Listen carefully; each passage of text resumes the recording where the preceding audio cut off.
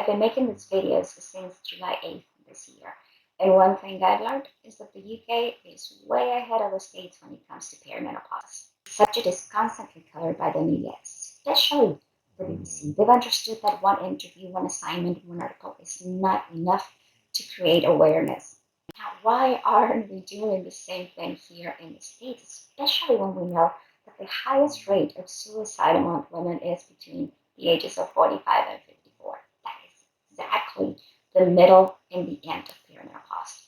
We're losing women to a natural hormonal decline.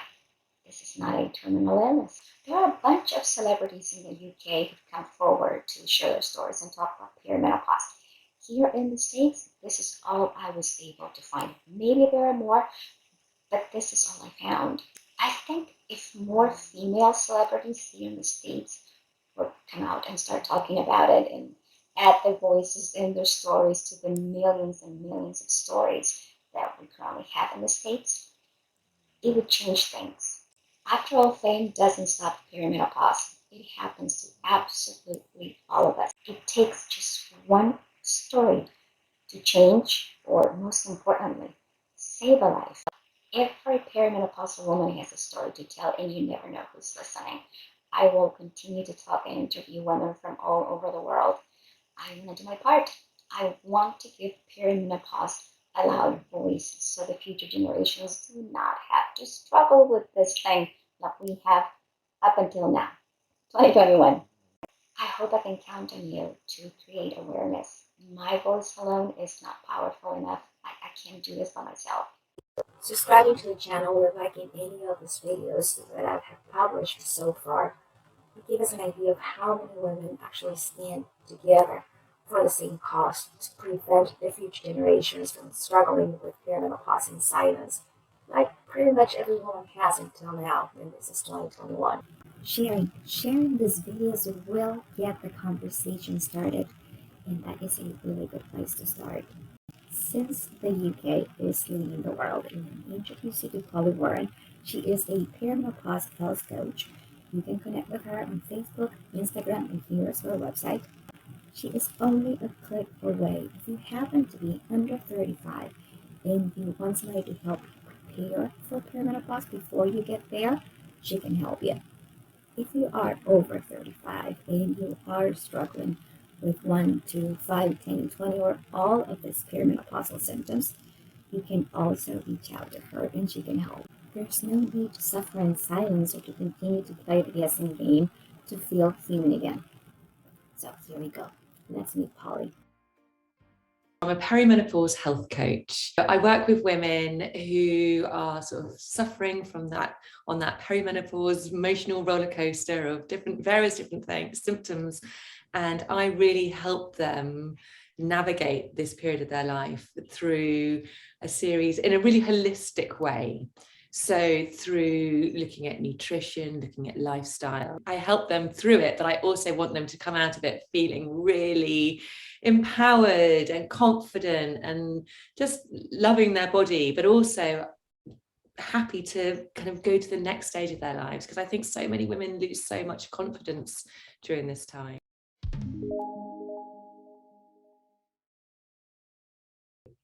It crept up on me.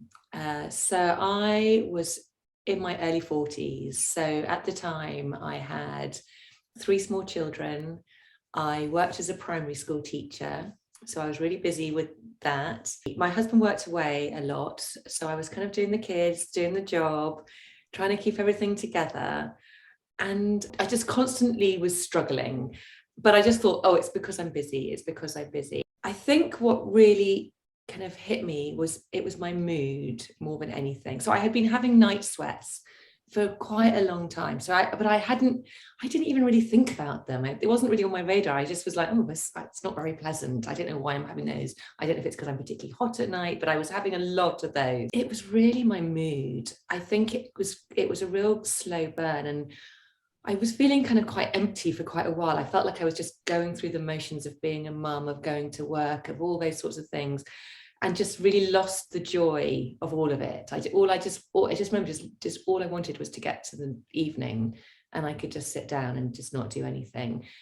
But again, I attributed that just to being a busy mum. one particular day where we were meant to be having this really lovely, happy day out with the family.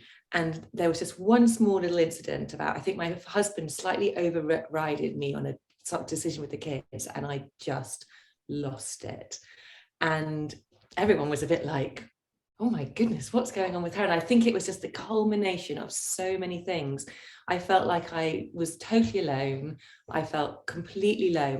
I was so low and felt completely worthless. That was the point where I was like, something's not right. Something is definitely not right. I've never, ever felt like this before. I've always been quite positive.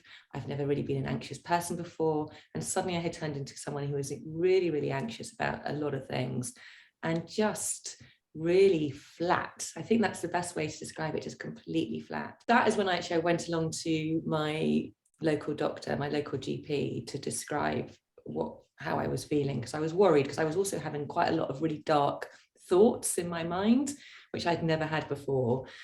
And I kind of discussed it, which took a lot. It takes a lot to kind of make that step to go and talk about it. He just said he thought I was a bit depressed and wanted to put me on antidepressants. But I don't know why, for some reason I was like, I don't want to take antidepressants. I just felt that wasn't the answer. So I left. I just started doing a bit more research. I kind of looked online and I looked what was going on. And then I kind of started women in their 40s, and I started learning about the night sweats. I was like, oh, I have those. And then I started learning about stiff and achy joints, because I also, at the time, I was really like feeling like 110, everything in my body ached. I was like, oh, I have those.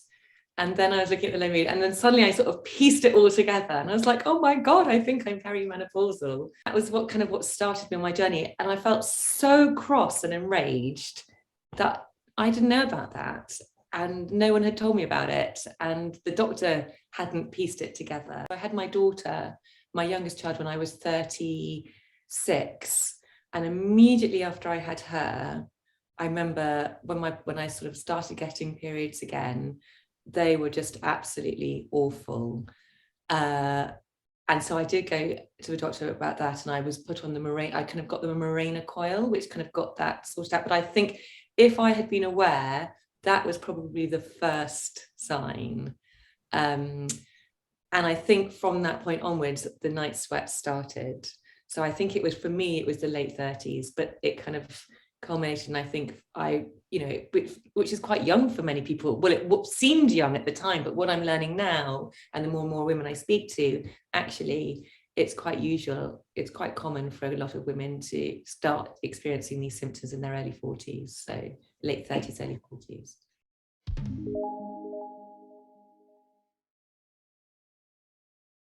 It's that weight gain which they get around the middle.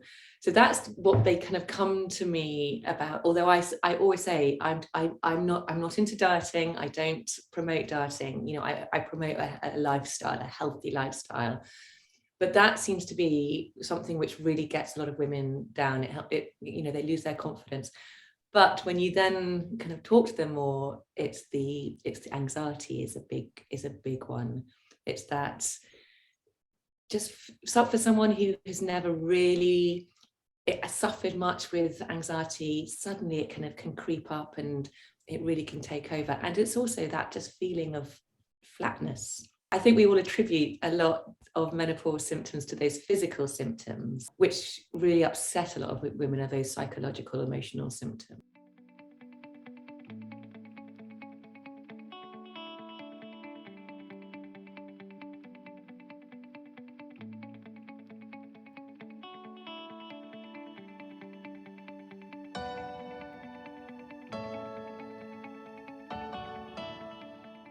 And the UK is the same. So it's that 45 to 54 bracket is the highest suicide rate in women in the UK as well. So yeah, same. One thing which really messes with our hormones is blood sugar. So what happens? So to try and do it in a very simple way. So what happens when we wake up in the morning? Our blood sugar is at a hopefully within a I like to call it like the safety zone. It's like a green zone where the blood sugar levels should be. So what happens in the morning? If you were to say eat something which is high in sugar, and that might just be sugar itself, or it might be some sort of white carbohydrate. So that produces a lot of, which has a lot of glucose in it. For example, if you had a piece of toast or a sugary cereal, what happens is your blood sugar levels will immediately spike. Also, a cup of coffee can make your blood sugar level spike, as can nicotine. So as can alcohol. Alcohol basically is like liquid sugar. So it can make your blood levels spike. And then what happens is your body releases the hormone insulin. And insulin is really important because it brings your blood sugar levels back down. Now, unfortunately, because insulin doesn't bring them kind of back into the safety zone necessarily. It basically hoovers up all of the glucose levels. So the higher the level of sugar going into your body, the lower the spike, because the insulin comes down and just eats it all up, gets rid of it. And so then you have this blood sugar drop. And that's when you can feel a little bit shaky. You feel like you need to eat something. And when that happens, your body's put on high alert. Your body thinks it's an emergency. So it releases cortisol, which is your stress hormone. And cortisol is obviously released when your body's into stress, because it thinks it's in danger. And when that happens, your body goes into this state, it goes into the sympathetic nervous system, and it is unable to do anything other than survive. So you can't digest food, your hormones are put on the back burner. So your body wants to go into survival mode. So when this happens, the same thing, your endocrine system, your hormone system is also put on the back burner. So that's not of utmost importance. So your body will always prefer to produce cortisol. Your progesterone is made from the same substance as cortisol is. So if you've got constant cortisol running through your body, your levels of progesterone also will deplete. So it messes with your hormones. And once you hit this low of blood sugar, what you do, you eat something, or cortisol helps raise it up again, and then you just you carry on this blood sugar roller coaster throughout the day. I don't know if I explained that very well. I've explained it clearer other times. Anyway, the long and short of it is, to maintain your hormones and to maintain your blood sugar is absolutely crucial. And you can do that through eating a diet. It's not through restricting food, because that also puts your body into a state of shock. It's about eating the right sorts of food, which is loads of fruit and vegetables, lots of healthy proteins, so lean fish, lentils, seeds, nuts, and a decent amount of fats like nuts. So it's about eating loads of it, but not restricting it, but staying off things like sugar, white carbohydrates. Carbohydrates are good if you eat them as a whole food in their whole natural state, the whole grains.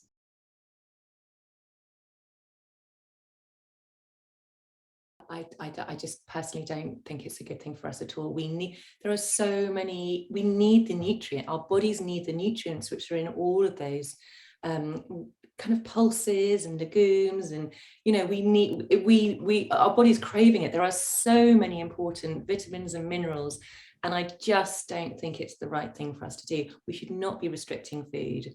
It's more, if we restrict anything, it should be the sugar and anything which is processed, anything which is not natural.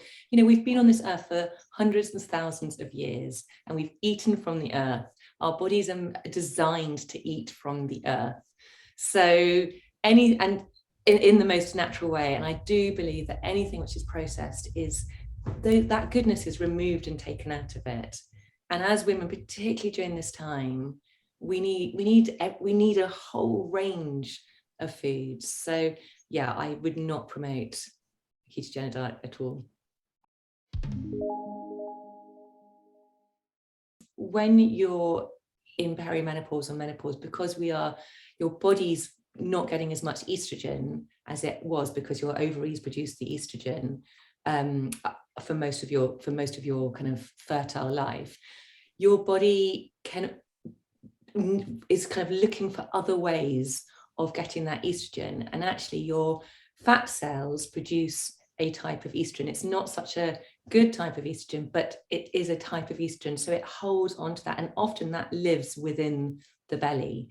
So that is why we all tend to gain weight around the belly at this time, and your body wants to hold on to it. If you are eating a high sugary diet with lots of refined carbs in, that you're going to become eventually insulin resistant, which means that your body insulin isn't working as well on removing glucose from your blood sugar. So that glucose got to go somewhere, and then that's when it tends again to sit around your belly. So it's really important that we keep this insulin level, we stop this insulin levels from rising and falling, because that's going to also really help with preventing weight gain.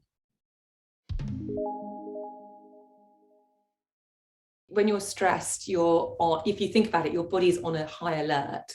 So when you're stressed, whether it's through internal stress because of your blood sugar roller coaster, or whether it's because you've just got so much on and you haven't taken any time for yourself, your body's you're going to bed and you're in that state of stress, of a high alert.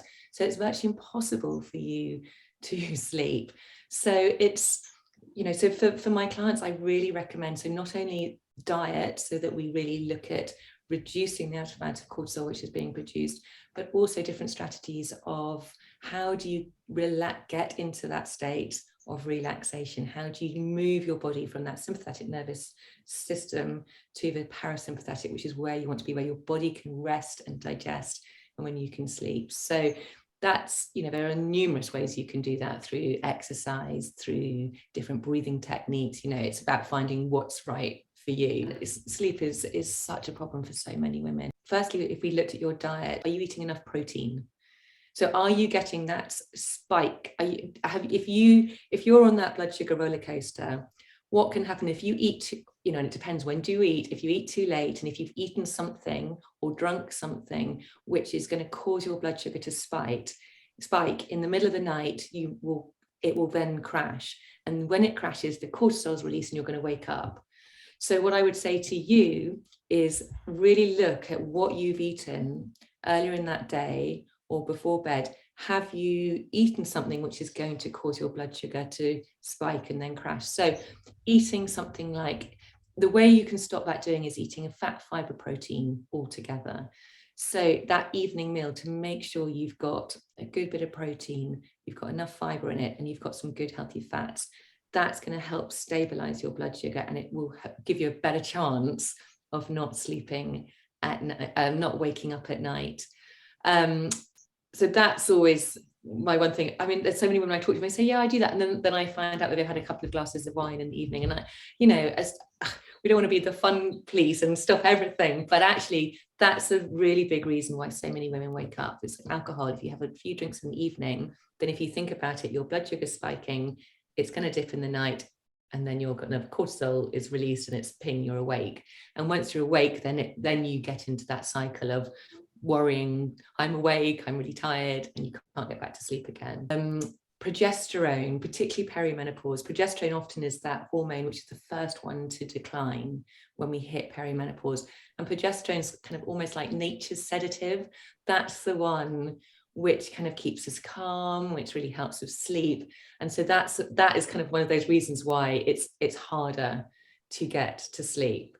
So often it's the balance between the estrogen and progesterone which is causing a lot of our perimenopausal symptoms, rather than them both declining, because they don't decline at the same rate. They're like this. So another reason why we can wake up is because that balance is out.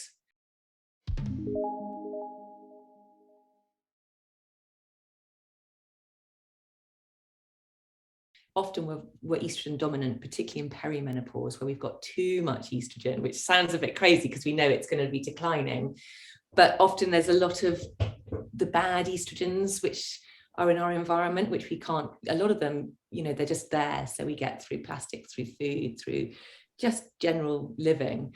So it's about maybe sometimes looking at how can we reduce some of those estrogens in our environment. So for example, switching from plastic containers to glass containers, or looking at the fabric conditioners you're using on your clothes. And so it's a whole, you know, it's a whole minefield. So many things we can do.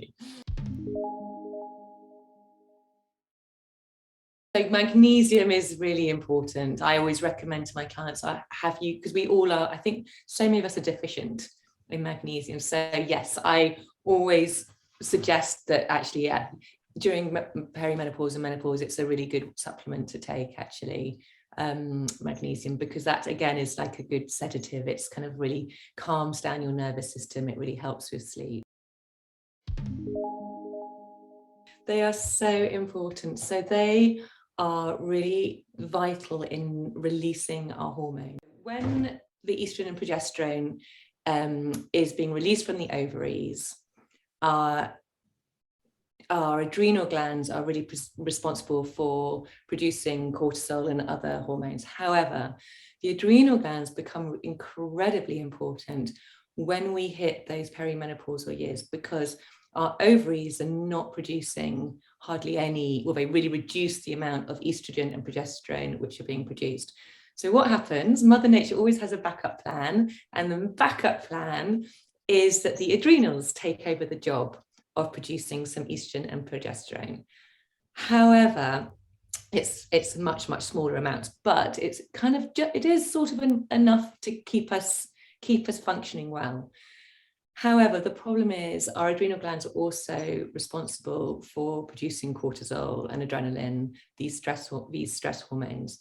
And as we know, in this day and age, so many of us are just too busy leading really busy lives. Again, as I talked about with the blood sugar roller coaster, that's kind of using up cortisol, but just life is busy. So what happens? Our adrenal glands are just pumping out cortisol and adrenaline to keep us functioning. And because of that, the estrogen and progesterone are kind of put to the side. And as I said before, actually, there's something called noradrenaline, which is the main sort of the raw material of cortisol and progesterone. And so what happens is it kind of takes all cortisol steals most of the raw material, so there's not much left for progesterone. So then that's when we don't get the hormones we need, plus those poor adrenal glands become just so exhausted because they're just busy pumping out cortisol. And that's when we just get, you know, you might have heard of adrenal fatigue. That's when we just get absolutely exhausted. And then you might have problems with your thyroid, and because, you know, and then a whole host of problems start. So it's really important that we really take care of ourselves during this time, to really give those adrenal glands a chance to recover and to do the job that they're meant to do. And, you know, I always find it amazing that Mother Nature did have a plan for how we should manage this, but unfortunately in this day and age it's virtually impossible for us to live a very calm, stress-free life.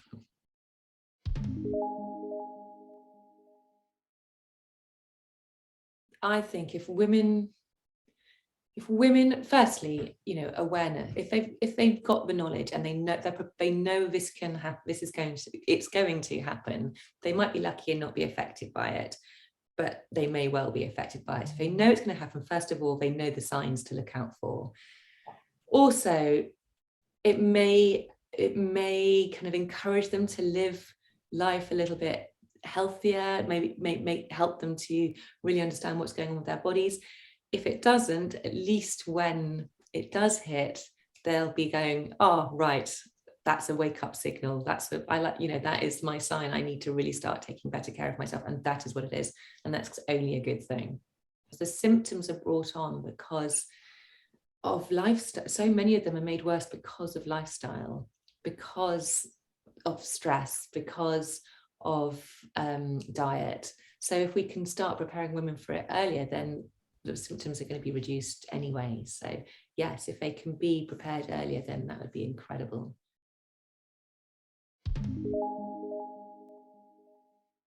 I think you have to be careful with depression, because there is obviously a place where antidepressants might be needed. So a lot of anxiety can come about initially because of that drop of progesterone initially. So that's what kind of can trigger off a lot of it. So if we can try and keep control of our estrogen dominance, so if we can, again, really focus on eating as cleanly as possible, thinking about our environment, also eating kind of cortisol, that kind of adds to anxiety. So just, we can do that. We can really try and do that through diet. Sugar, caffeine, alcohol, they were all attribute to anxiety as well. So cutting those things out can really, really help. Magnesium, getting enough magnesium is really important as well. So there is definitely things we can do without having to initially just take a pill. But getting out, diet is key, but also all of these things, moving your body, because that then releases endorphins, and it builds up serotonin, your happy hormones, dopamine, and these are the things which make us feel good. So moving our body, getting outside, getting lots of vitamin D, getting fresh air is really, really important. And again, so many people stay indoors, particularly in the winter months, don't go outside, and it can really just change the way you feel.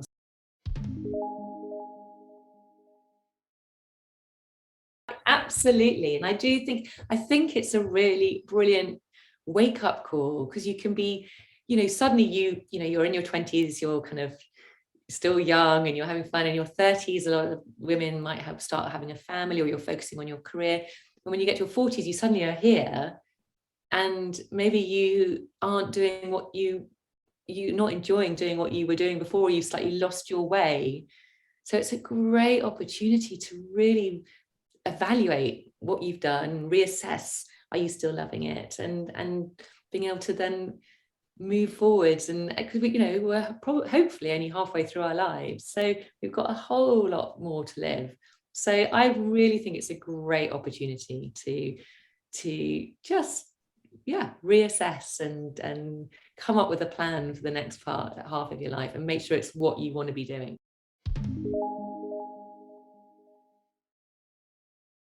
Women supporting women, there's nothing better. I think we're so good at it. I think so much of that has been lost along the way somehow, and it's a bit more dog eat dog and not looking out for each other and judge. But actually, when it comes down to it, we are very good at it. And I think we need that sisterhood. And I'm really feeling it now with all of this work. Women are coming together to really share this message. I think, women have had enough of being suppressed in this way. So it's huge. I love this. I love this feeling of sisterhood and women helping each other out.